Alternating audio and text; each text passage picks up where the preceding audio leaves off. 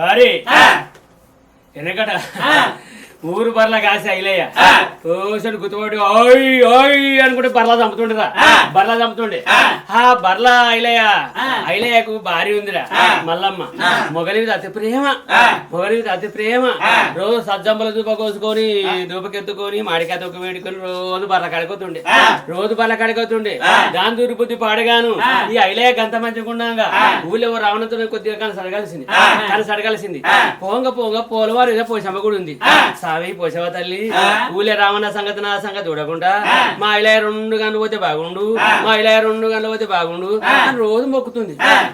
మొక్కంగా ఇలాయ ఏంటి బర్లాగా పొలగాన్ని జీతం పెట్టుకుండు. ఈ మల్లమ్మ మొక్కంగా పొలగాడు చూసిండు. తాత ఇక నీ పిల్ల మల్లమ్మ రోజు కళ్ళు అని పోసమ్మ గుడి కాడ మొక్కుతుందని. నా పిల్లలకు మొక్కుతో నా పిల్లం అట్టిటాడిది కాదు, నా పిల్లం ప్రతిభత, నా పిల్లం అట్టిటాడిది కాదు. తాత నా మాట అర్థం అయితే ఇక నువ్వు పోషమ్మ గుడి వెనక పోయి కూర్చుండు, నేను సేరు వెనుక బర్లగత్తా అంటే పొలగాడి చెప్పిండు. మరి పొలగాడి మాట నిజమా అబద్ధమా? నా పిల్లం ఎందుకు మొక్కుద్ది అని చెప్పి పోషమ్మ గుడి వెనక పోయి కూర్చుండు. ఈ బర్ల ఇలయ్య ఇక పిల్లం మల్లమ్మ వచ్చింది. ఇక ధూపకడ పెట్టింది. ఆమె పోషవ తల్లి ఊళ్ళే రావన్న సంగతి నా సంగతి చూడకుండా మా ఇలయ్య 2 గంటలు పోతే బాగుండు. ఇక గుడి కూర్చొని అయిలయ్య అమ్మ పోసావ తల్లి మాట్లాడుతున్నావా? నీకు సిలికా బందిరేస్తా, నీకు పొంగు పోలం పెడతా, నీకు అంగడి తాగిస్తా, నీ కోడి పుంజులు కోస్తా, మా అయిలయ్య కన్ను పోతే ఆనే ఓ దేవుడు నాకన్నా ఎందుకు అని మొక్కుతుంది. ఇక గుడెనక మూలిగినోడు ఆ గుడెనక అటే బర్ల కడబడ్డాడు. ఆ మల్లమ్మ వచ్చే వరకల్లా మర్రిపాలు కళ్ళ కొడుచుకున్నాడు.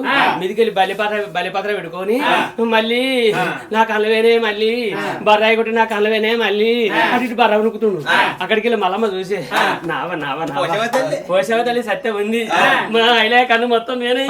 ఇక రావణకు నాకు ఆడుకున్నంత ఆట మనసులో పెట్టుకొని ఎంతైనా మొగడ అగలగలు చేయద్దా ఏందిల్లా ఇట్లా బర్ర ఉనుకుతున్నావు, ఏమైందిల్లా బర్ర ఉనుకుతున్నావు, ఏమైంది ఏం చేయనే మళ్ళీ బర్రాయి కొట్టి నాకు కన్నువేనే అయితేనే మొగడా నేను అట్టి ఆడదాన్ని కాదు, నేను అర్థం చేసుకుంటున్నా.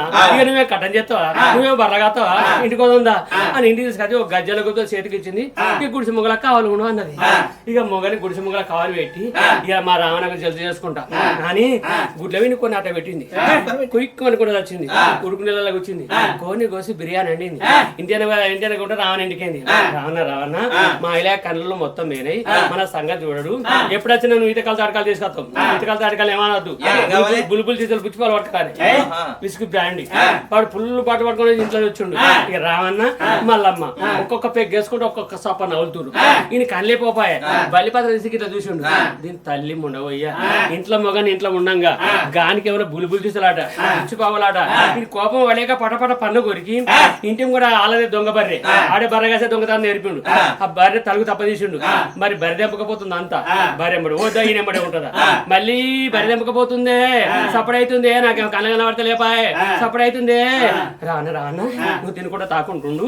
ఆ గుడి ముసలి కళ్ళ కనబడి నేను బర్రె కొట్టుకొస్తా లేకుంటే బంజర్ దొర పడగొడతారు అనపసేనలా పడితే అని మళ్ళీ బర్రెని కనబడ్డది. అది గంకురు అనుకున్న అనపసేనలా పడి అడైపోతుంది.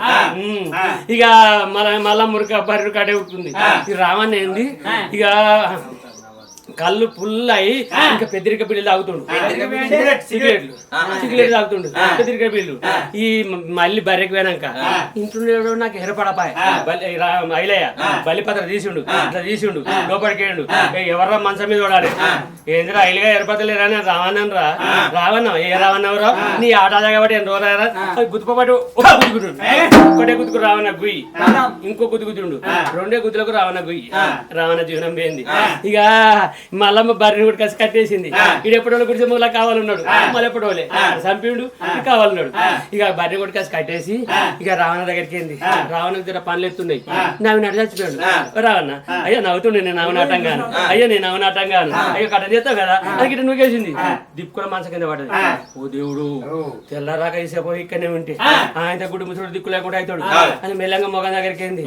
అయిలయ్య ఊళ్ళే రావణ లేడా ఇలా మిలమన్న నువ్వు అప్పు చూసిండమ్మను ఇంటిని దాగి మన ఇంటి కన్నా చచ్చిండు ఇవాళ చూడదికర ఇంటి కన్నా గుంజేసిన మనకు బలమవుతుంది నన్ను వారేస్తాం పాని మరి పాయ పెళ్ళమా ఇక నీ బుద్ధి ఎంతో అని తలక పెట్టి ఉండదు కాలు పట్టింది తీసుకుపోయి 3 బదులు అక్కడ వారేసారు ఇక తెల్లాలేసినాక రావణ మంచిగా ఉండే అందరు ఎడుతురు అందరు ఎడవంగా మళ్ళీ పని అవుతలేదు అవులా మనమే పారేసేవి అందరు ఎడుతున్నాడు మనం ఎడతాం పాపేనా నీ బుద్ధి ఎంతో పెసర బద్దలతో ఎడుతుపా ఇక ఆడికినాక అందరూ తిరిగెడుతూ మళ్ళమ్మ తిరిగెడుతున్నా రాన్నా నువ్వు ఉన్నప్పుడు రాన్నా నాకు సీరియల్ ఎత్తు రాన్నా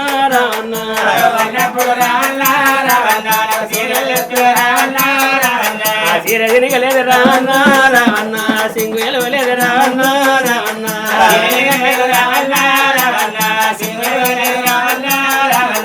నువ్వున్నప్పుడు రాన్నా నాకు రైకల్లెత్తు రాన్నా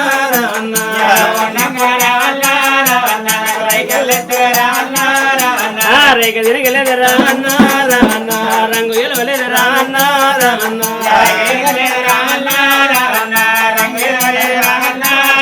మనం కరిమారంగట్ల రాన్నా కుడుగలు తింటే రాన్నా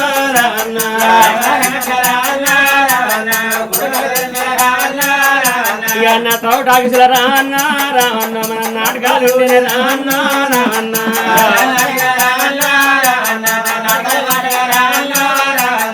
ఎంకటి సాయిల రాన్నా మన ఎన్ని సినిమలే రాన్నా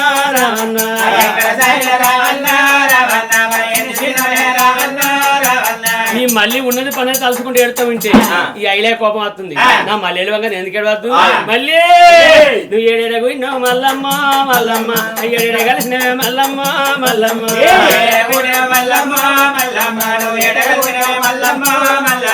పోసమ్మ గుడి కడ మల్లమ్మ నువ్వు ఏమంట మొక్కినవే మల్లమ్మ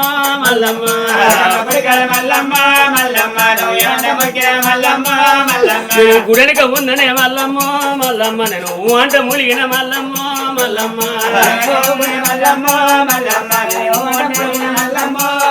మీరు తినంగ తాగంగ మల్లమ్మ నా పనమాట కొట్టుకునే మల్లమ్మ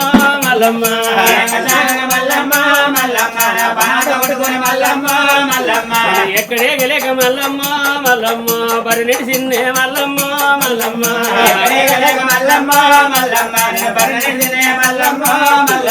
బర్రెకు వెనక మల్లమ్మ నేను గుర్తుపట్టిందే మల్లమ్మ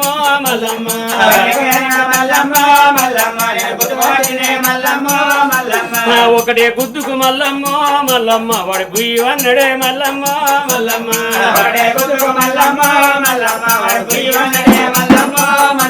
మరి ఆనాడు బర్రైలయ్యా మరి ఆ విధంగా దొంగ దొరకబట్టిండు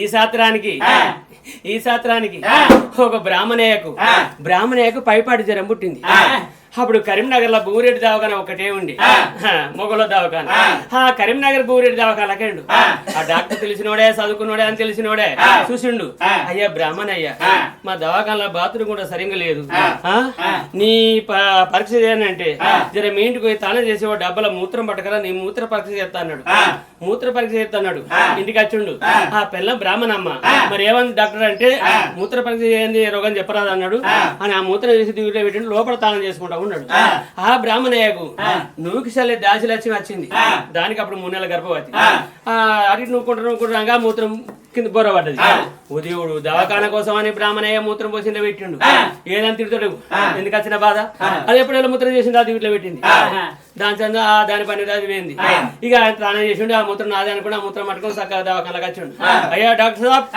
మూత్రం తీసుకొచ్చిన తెలిసినోడే చదువుకున్నోడే చక్కగా ఏర్పాటు చేసిండు ఆ బ్రాహ్మణయ్య నువ్వు దొడ్డు అవుతుండే అంటే ఏమనుకున్నా నువ్వు 3 నెలల గర్భవతివి